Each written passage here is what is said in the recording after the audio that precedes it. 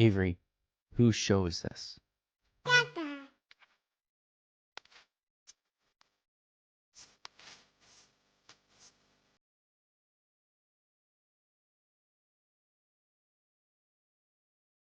And we're live. Welcome, everybody, here to the Lakers Lounge Podcast. I'm Anthony Irwin, Senior Lakers Insider for Clutch Points. And today on the show, it is free agency.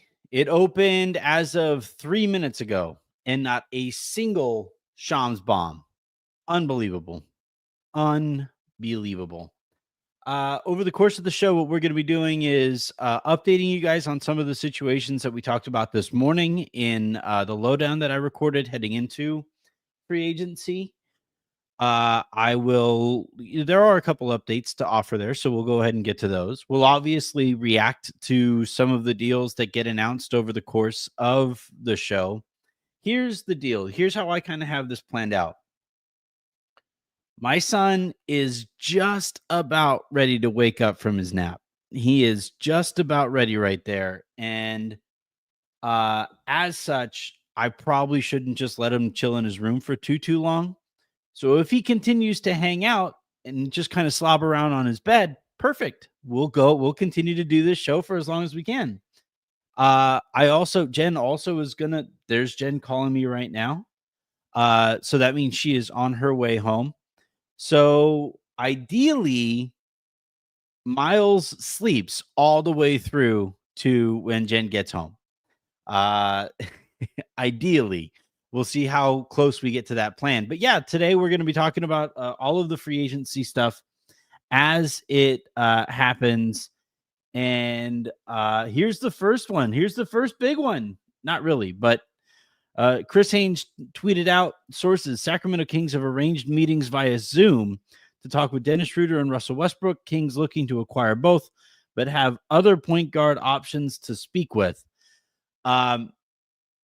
This is funny.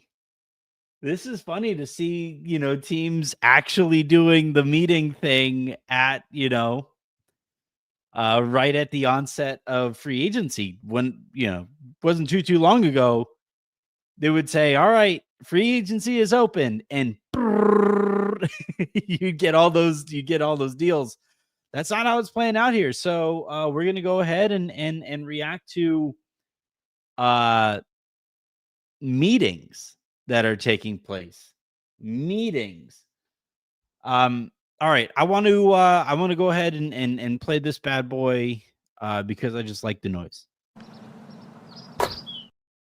So a quick reminder, please do hit subscribe wherever it is that you guys are tuned in. I didn't send this out to Twitter. Honestly, Twitter has been too negative, and I just don't want those comments that come directly from Twitter. So it is just going to be us YouTube people here.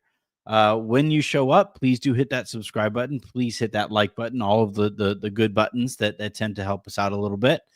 And then if, this does make its way over to Twitter, please hit that subscribe button when you get to youtube.com/@LakersLounge. The plan, as usual, is to, grab this audio, throw it directly onto the RSS feed, depending on what actually gets out there. So, yeah. Oh, he's moving. Oh, boy. You got like 15 minutes, Miles. You got this. But yeah, go ahead and hit that subscribe button, the like button, all the good buttons. And as it stands right now, we have the best tweet that's out so far. Josh Hart, it's 6:01, and I didn't see one deal. What happened to the game I love? I agree. But yeah, this is kind of crazy to see where things have arrived here, where these deals apparently haven't been fully agreed upon. Let's update then. Let's do some updating. Let's do some homework on where things currently sit then with the Los Angeles Lakers. Let's start with Dorian Finney-Smith, as we did earlier today. All indications remain that Dorian is gone. There's a ton of reporting on it. There's a ton of whispering about it. I obviously went a little viral for explaining one of the details that went into it. People ask me if I stand by that reporting. Yeah, I wouldn't have said it otherwise. But yeah, that was a bummer to hear about as it was happening. And I think it really kind of goes to, because like, part of the reason I didn't want to send this out onto Twitter, and part of the reason I didn't want to spend any time on Twitter as the stuff was going down, was because you send out a Twitter, or you send out a tweet, or you send out a blue sky, whatever we're calling those things, and that's a description of that moment. You write something, right? Last night, I started last night a article about Brook Lopez, and how I thought that Lopez was going to be or I had heard that Lopez was going to be the center that the Lakers brought in. And then the Deandre Ayton thing happened. So I stopped writing. I told my editors at Clutch Points, I was like, I think I want to sleep on this. I want to see what I wake up to in the morning. And it's a good thing I did, because information shifted over the course of from late that night when Ayton announced that into the next morning. Or not that Ayton announced it, but when it was reported that Ayton was being bought out, some stuff changed. And the reason I want to start with Dorian Finney-Smith here is because he's another example of things changing. Because coming into, now this was less informed, this was more speculative, but coming into the offseason, I would have predicted no brainer. Dorian Finney-Smith, really close friends with Luka Doncic. He was one of the few guys that JJ Redick actually trusted last year. I don't see any world in which this dude is not a Los Angeles Laker after this upcoming offseason. And had I tweeted that going into the summer, it would have been pulled up as some kind of a receipt for like, oh, look at you, Tubby, you were wrong. And it's like, one, I've lost a shit ton of weight.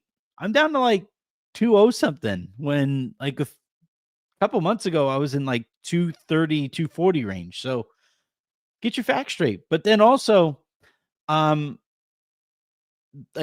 the tweet that I would have sent then, while that would have been more speculative, that would have been how I felt in the moment. And then over the course of the next few days, as you find out more stuff about the type of offer that the Lakers made to Dorian Finney-Smith, the number of years that the Lakers weren't willing to extend to with Dorian Finney-Smith, the detail I talked about, where about Rob's conversations with other teams, and those conversations making their way back to Dorian Finney-Smith, all of those things impacts the way that story played out. So now we arrive here, and Dorian is seen as very unlikely to be a Los Angeles Laker moving forward.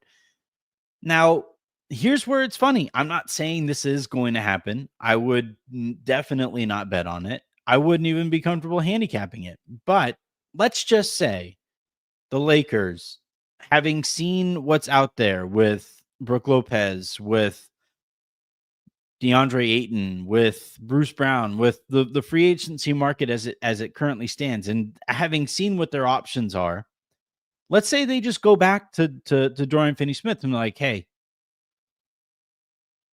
sorry. What do you think about a 3-year, we'll say $16 million a year contract that is more than Houston can offer you right now? What do you say? And let's say Dorian accepts that contract. At that point, none of the information that I reported to that point would be incorrect, because in the moment it was correct. But then to arrive here, and if they hash things out, and maybe there's an extra tax for the detail about Rob talking about his ankle to teams. Let's just say that happens. Well, that wouldn't mean that my and Mark Stein's and Dan Wojcicki's and Jovan's and all kinds of other people's reporting was wrong. It would just mean that the information changed. The situation changed. Again, not saying that's happening, not saying that will happen. I don't think there's a chance. There's a snowball's chance in hell's chance that is going to happen. But still, if that's how that played out, that's how that would play out. I saw a lot of people also wondering why I would report such a thing about what Rob was saying to other teams. It's because I'm a reporter, and if I let's say I held on to that information, I'm looking off to the side. I'm not seeing anything.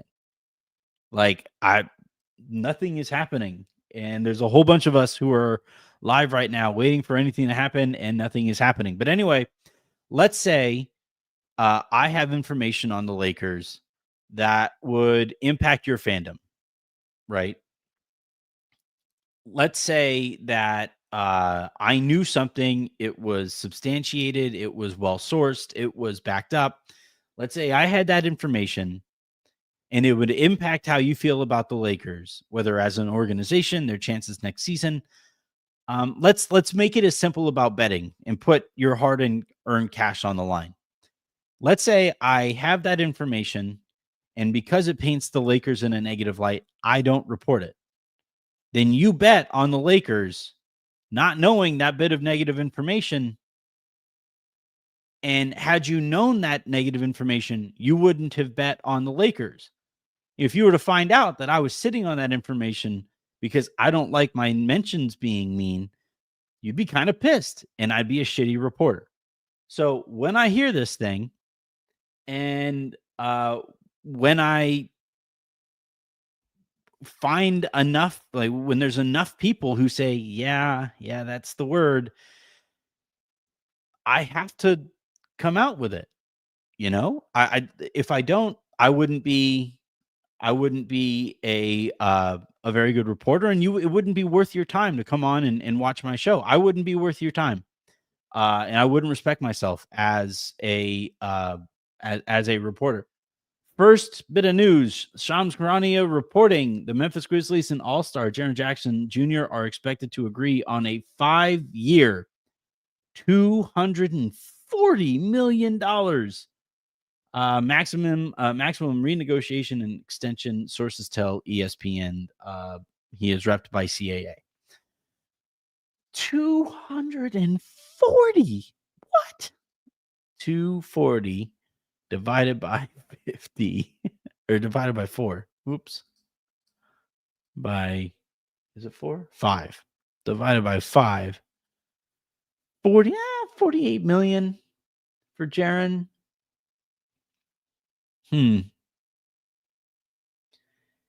It is okay money. I wouldn't like having Jaren Jackson Jr. on my team for $48 million. I'm curious what you guys think about that. But that is a lot of money for Jaren Jackson Jr. Good player, good modern center. I don't like that he doesn't rebound. And if you're going to have a center on your books for $50 million for the next 5 years, I would prefer that center rebounds, but that's just me. But anyway, yeah, to kind of put a bow on the Dorian situation, because nothing has changed since this morning. It does appear likely he's going to Houston. To the best that I can gather to this point. But yeah, if I am going to consider myself a reporter, if I am going to ask that you consider me a reporter, I cannot hold on to information because it puts the team that I'm covering in a negative light. That would make me PR. And the Lakers have a PR team, and they are not paying me for PR. I am being paid to report, and that's what I have to do. So that's going to continue, at least for the foreseeable future. So get used to it or mute me. I don't know. All right. The next topic here on the ticker is Brook Lopez. And one thing that really surprised me a second ago, my dude Jake Fisher, who obviously works with Mark Stein on their Substack together, he went on the Dunker Spot, the Dunker Spot podcast with Nikias and with Steve, and uh, he dropped a nugget that kind of surprised me in that he said the Lakers were setting aside $14 million a year for Brook Lopez. And that seemed high to me based on some of the conversations that I have had. Uh, I'm not saying he's wrong.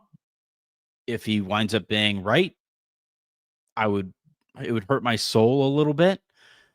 But yeah, 14 seems high for Brook. I had him in the ballpark of the taxpayer mid-level exception, which is about $5.5 million because the cap came down lower than what it was what people thought it was going to be.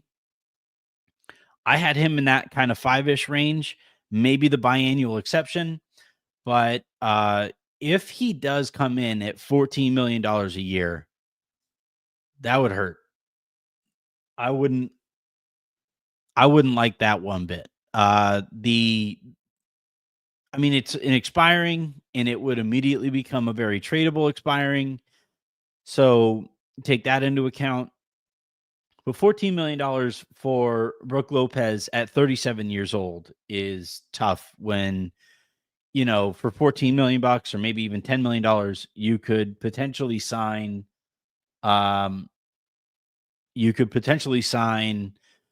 DeAndre Ayton and then also De'Anthony Melton, who we'll talk about here in a little bit as well. 14 mil for Brook Lopez would seem high. From what I could tell, the hope was to get Lopez in at the taxpayer mid-level. And the reason that the Lakers were talking to Brook Lopez even before DeAndre Ayton became available, the reason that they were talking to him was because they thought they could get Lopez at that lower number and be able to keep Dorian Finney-Smith as well. Next bit of news here: Santi Aldama has agreed to a 3-year, $52.5 million contract. He is also rep by CAA, but I don't know why I'm saying that. But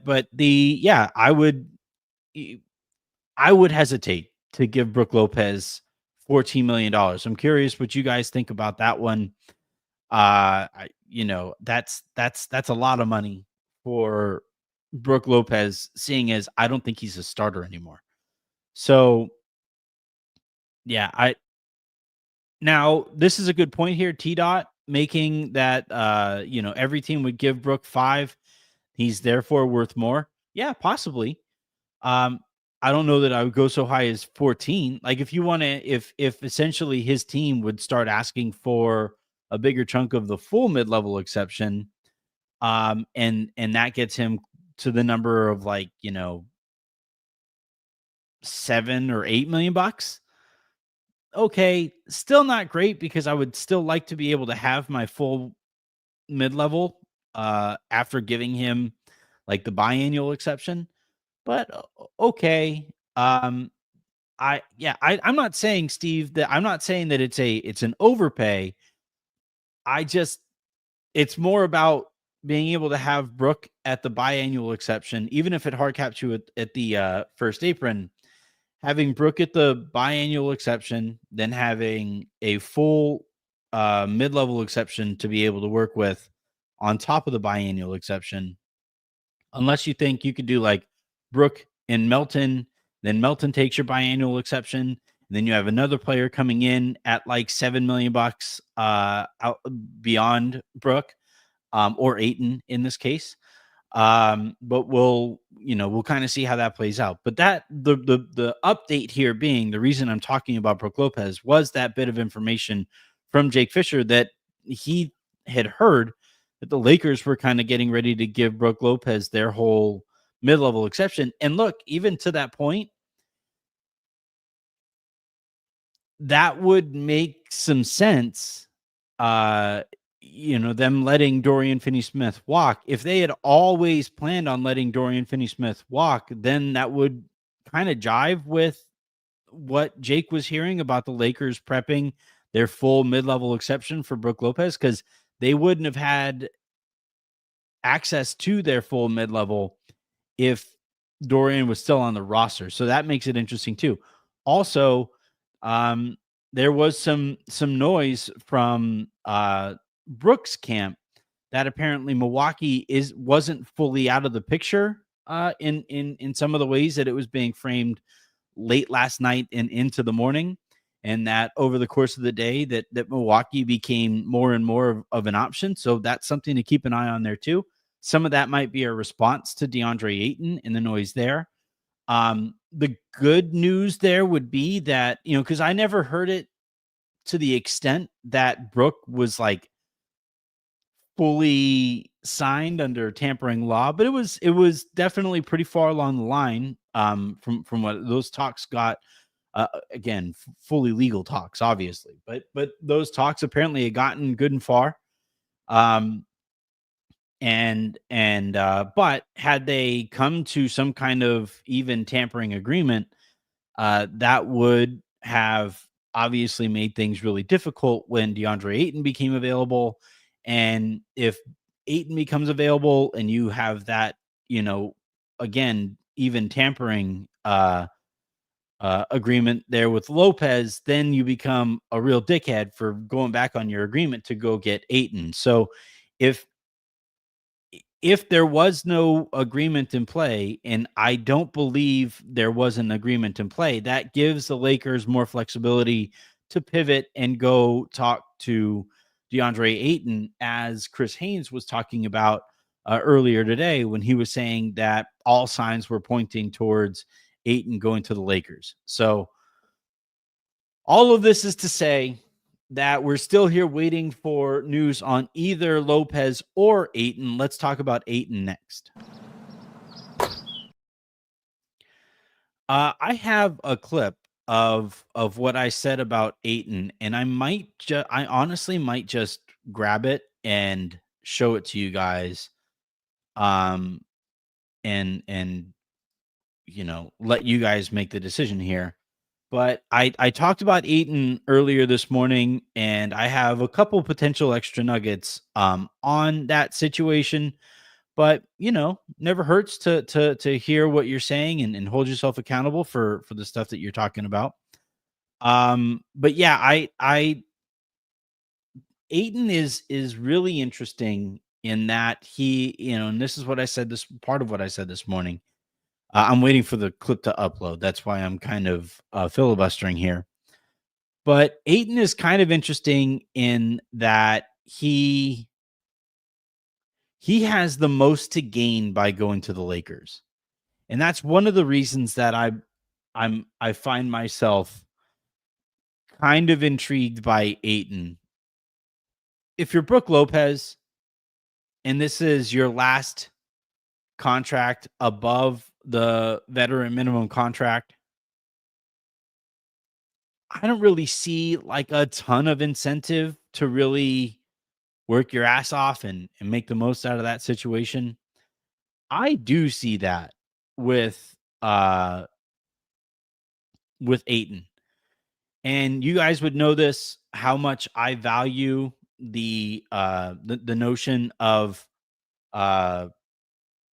incentive and the more human element of these things.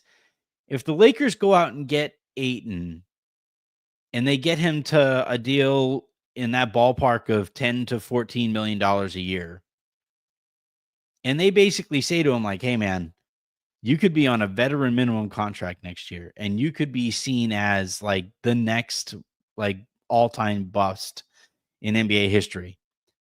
And yeah, I would be pretty shocked if Ayton was like, yeah, I know, but I won't continue to rebound. That would be kind of crazy, right? But anyway, here's what I said about Ayton this morning. DeAndre Ayton was bought out last night in a move that surprised Twitter, but apparently didn't surprise anybody in the league. Apparently this had been in the work for a little while Portland had been trying to trade him, especially after they drafted Hansen Young, and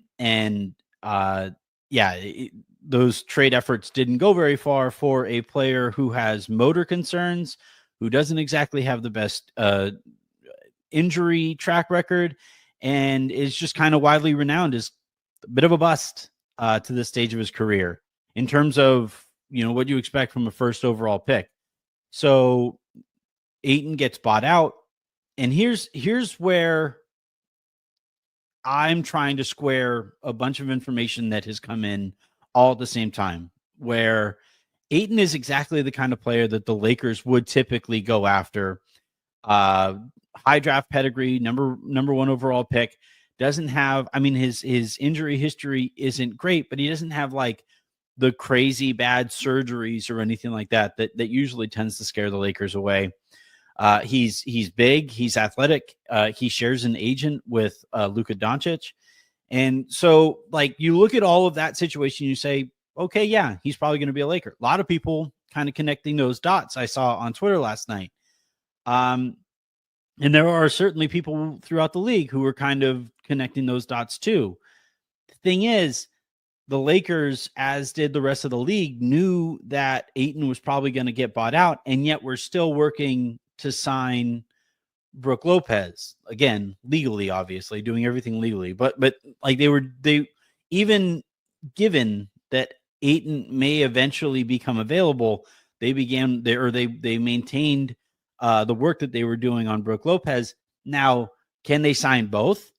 Can you get DeAndre Ayton at the 10-ish? The number it sounds like is going to be around 10 mil for Ayton.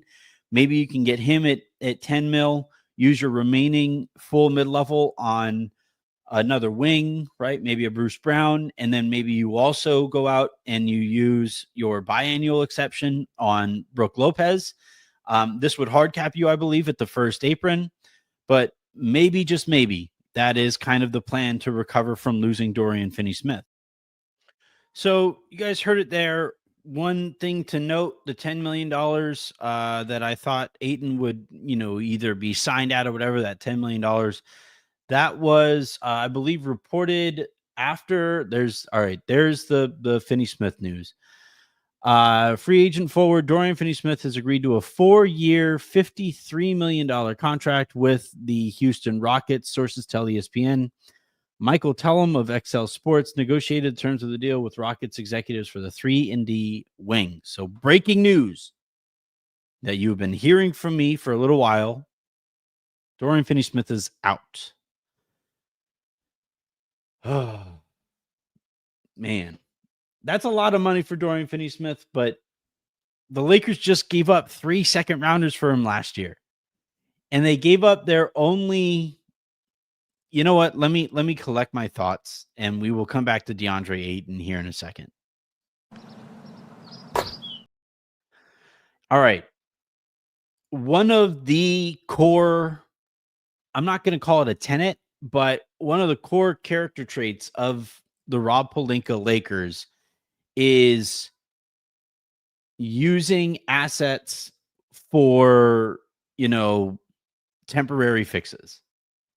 And in this case, the temporary fix was swapping out D'Angelo Russell for somebody who more closely fits into that bigger, stronger, faster kind of mold and identity.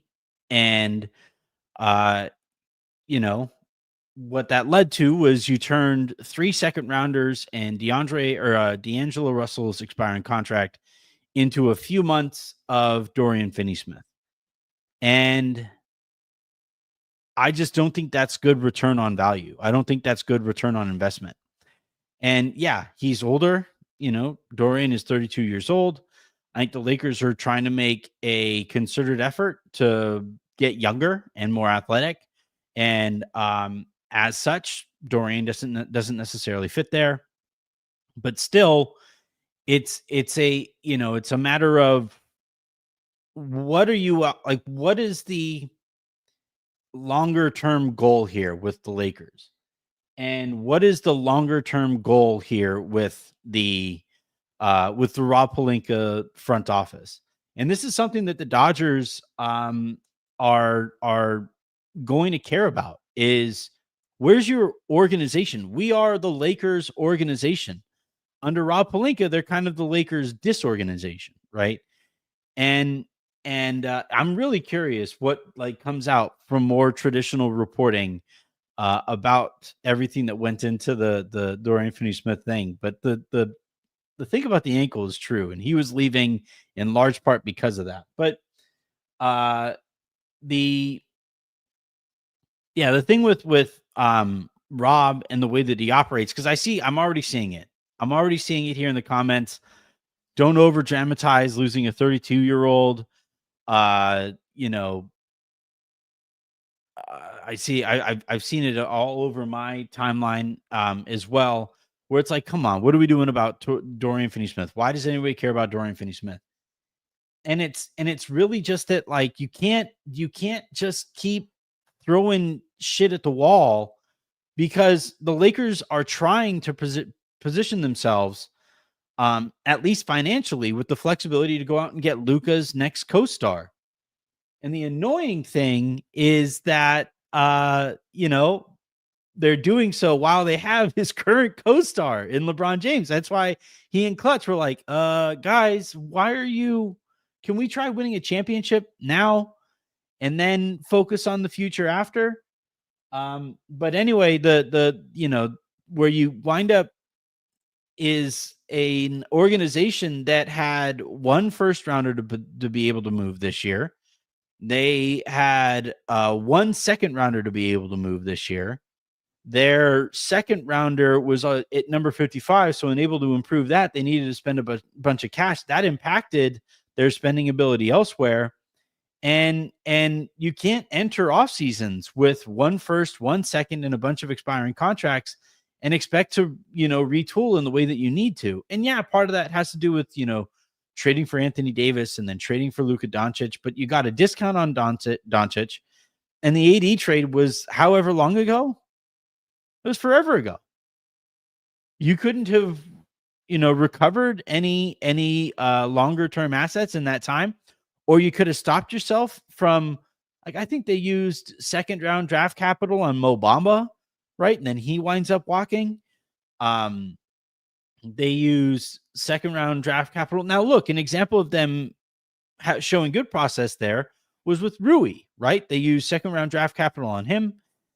They develop him. He gets better. He signs to a longer term deal. And that's what I'm saying here is, like, the Lakers, they are always very reluctant to take on longer term money in trades. And, when you're always reluctant to take on longer term money in trades, that opens you up to the possibility of trading stuff for a player and then immediately losing that player that following offseason because a negotiation goes poorly. And that's what we're kind of seeing here with Dorian Finney-Smith. So I'm going to miss Dorian. I was pretty disappointed by his playoff performance, but I still think he would have helped this year. And now right away, the Lakers just lost their best perimeter defender, or best overall defender, I would say. Now we'll see what comes next and who the Lakers bring in next. But it hurts to just to give up real assets for a player and then turn around and immediately lose them because you lowballed him. They had his bird rights. There was no reason for this to happen. There's no reason whatsoever for this to play out the way that it did. Look, sometimes you can just, some team walks in and makes a ridiculous offer and you lose a player to a ridiculous offer. But what you're talking about right now is, an extra year, which may have been painful at the end of that contract, but you're talking about a player who you could have had at this exact price on your team next year, helping you. And you don't, because you walked in and you tried to overly lowball him. And then on top of it, you sandbagged him in a way where I'm not even sure, like, if I was an NBA player, I wouldn't want to play for Rob Pelinka, because at what point is he going to start messing with my money potentially?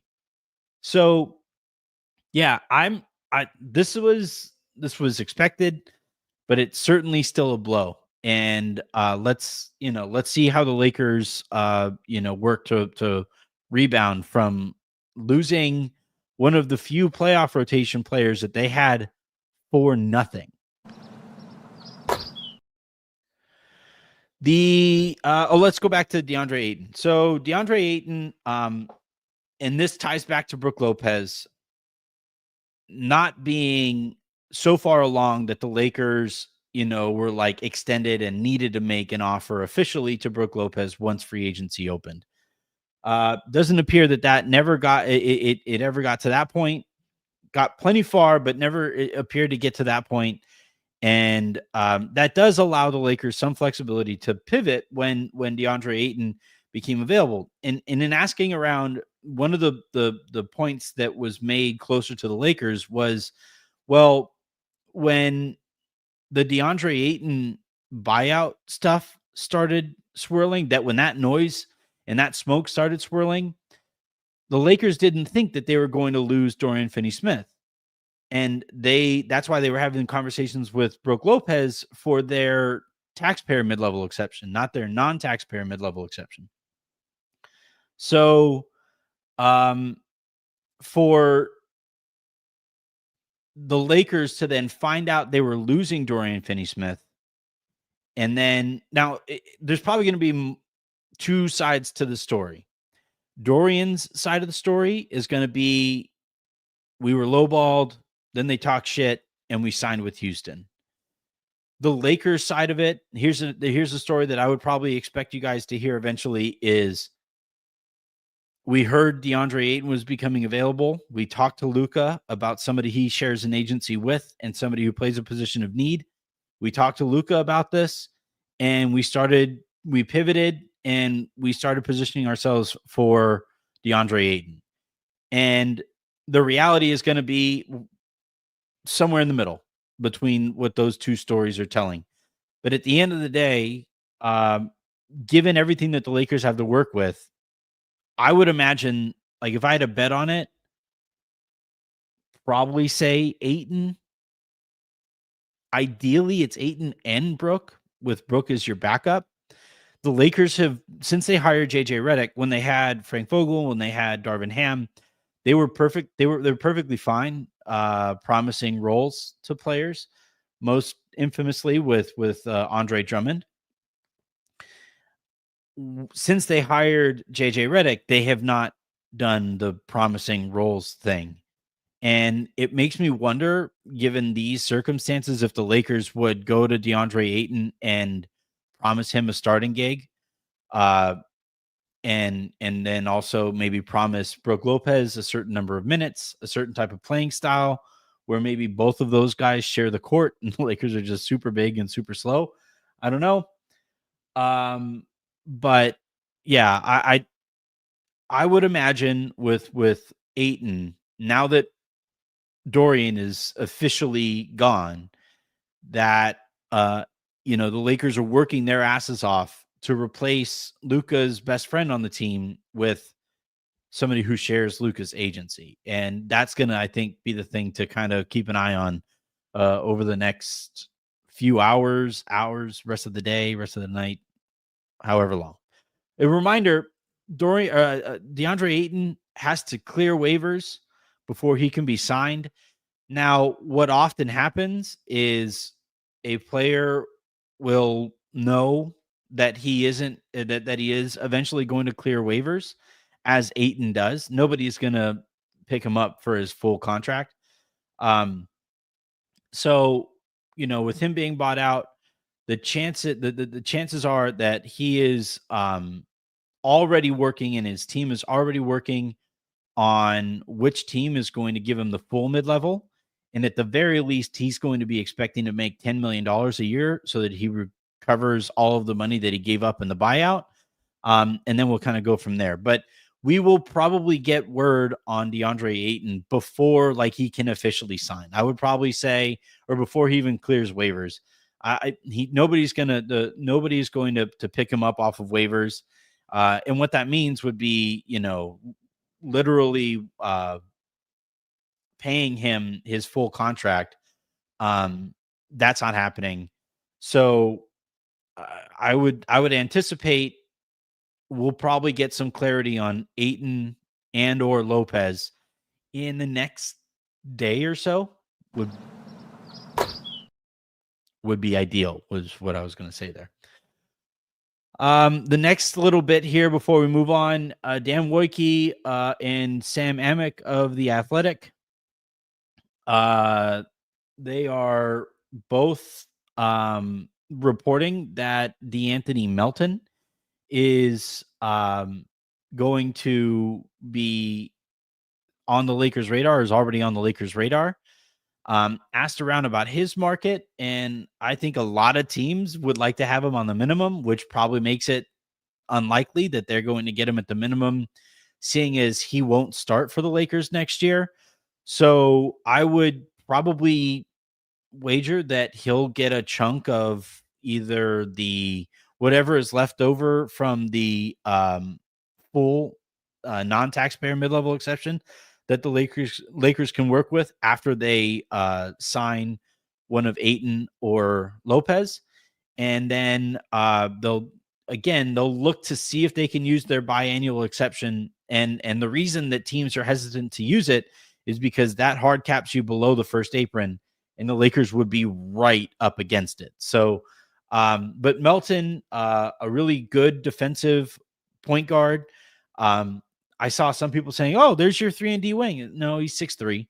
So I think the other thing too is if the Lakers sign Melton, who, by the way, before he tore his ACL last year, looked really bleeping good. So I like his game quite a bit. And if they do sign Melton, that makes it a lot easier to trade Gabe Vincent, something that I'd been hearing the Lakers were a little bit more reluctant to do than obviously Maxi Kleba, because Gabe literally played basketball for them last year. So if you can trade Gabe and bring in Melton as his replacement for about a little less than half of what Gabe makes next season, then I think that's good business. So that'll be something to monitor there. What Melton's number would actually come down to, and what the Lakers would be doing as a result of having Melton on their roster. All right, Jen is home. Miles made it. We made it. I don't think I said anything that I'm going to get canceled for over the course of this show. A reminder, please do hit that subscribe button. Please do hit that like button. We will probably be live again tonight. Jake LaRavia got a deal with the Lakers. Oh, look at Aaron Riley getting his guys a deal. Wait, that 2-year, $12 million deal, that changes stuff.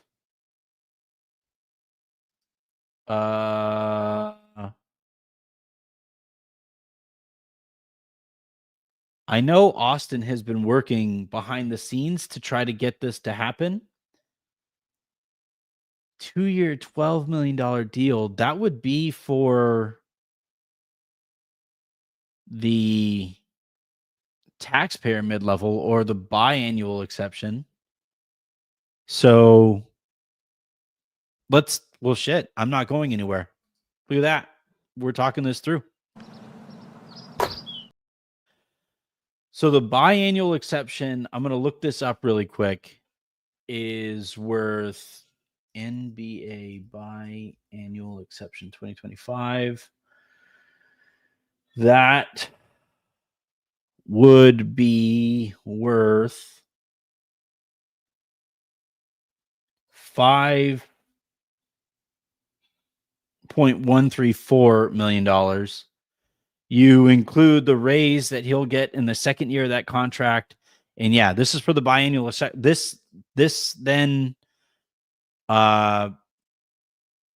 This would hard cap them below the first apron. I see people saying it's the taxpayer mid-level exception. It could be, but I don't think the Lakers are going to be a tax-paying team. we'll just see. I guess it all kind of depends on, because I think that's going to be, yeah, that almost has to be their biannual. Let me ask really quick. At the biannual on LaRavia.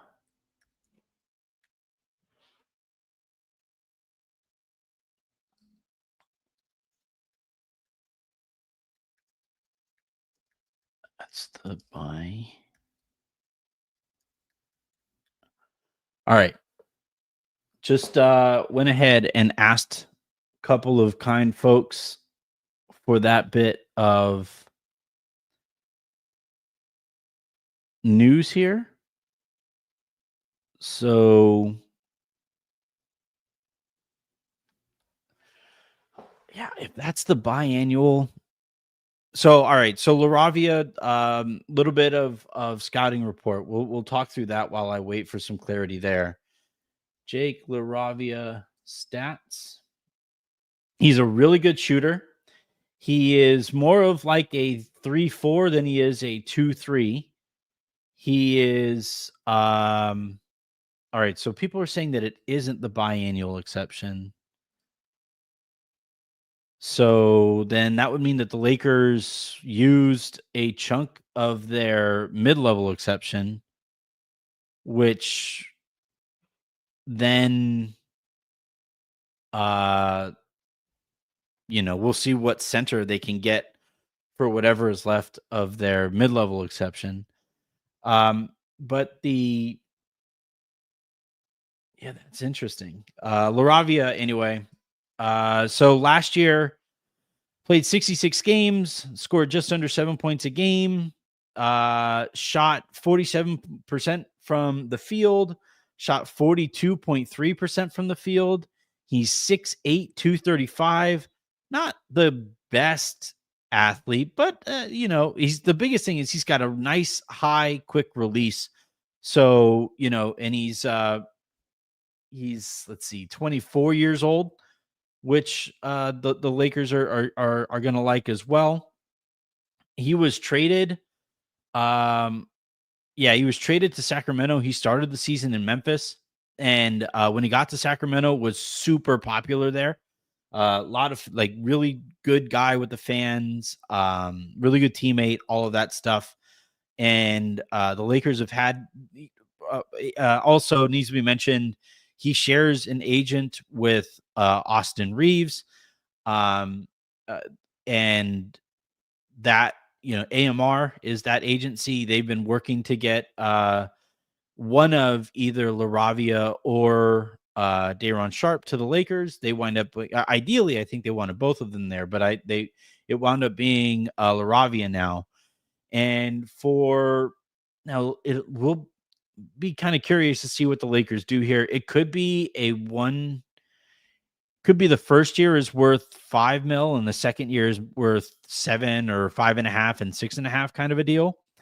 So that the Lakers get a little bit of leeway here. But yeah, I like the signing. He makes Rui kind of expendable. So I would also say keep an eye out for a Rui trade here. I wouldn't say he's your Dorian Finney-Smith replacement because Dorian is a much better athlete, much better defender. But LaRavia is like, I would say he's a good signing. I would say he's like, okay, yeah. Thanks for the clarity here. I'm doing all of this on the top of the head. Live shows, everybody. 5.6 in year 1, 6.4 year 2. That makes sense. And I think he's a good player. I think he'll be popular in LA. If he continues to knock down threes in the way that he can, where I'm telling you, like go and watch his highlights, real high, quick release where he's 6'8" and he's releasing the ball from like up here and he gets it through the shooting pocket in a hurry. That I think Lakers fans will like. The defense, the physicality, the athleticism, that's where he's lacking a little bit. And so I would say that this is more of an accompanying move than it is a real cornerstone type player. But decent signing. really kind of curious what this means for the rest of the taxpayer mid-level exception. Or the non-taxpayer mid-level exception. If it was the full taxpayer, that wouldn't have been enough. So it has to be part of the non-taxpayer mid-level.